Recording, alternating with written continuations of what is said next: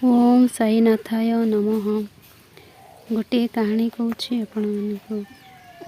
गोटे गाँव रे गरीब चाषीटीए रोला। तार परिवार कहले स्त्री आउ पुओ से माने बहुत गरीब थिले। तांकर गोटे जमी थिला, सेतिरे चाष करी जीवन अतिबाहित करुथिले।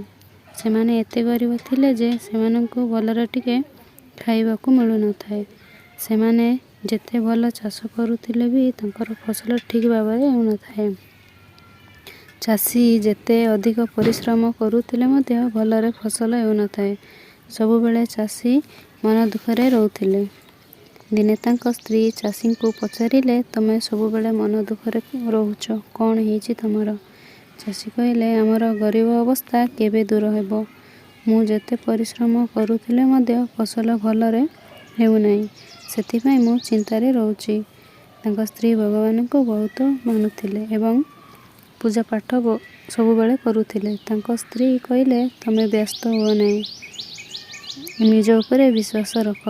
तमे तो एते परिश्रम करुच, ए परिश्रमर फल भगवान दिने ना दिने निश्चय देबे।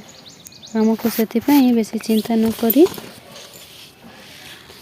निज उपरे विश्वास और भगवान को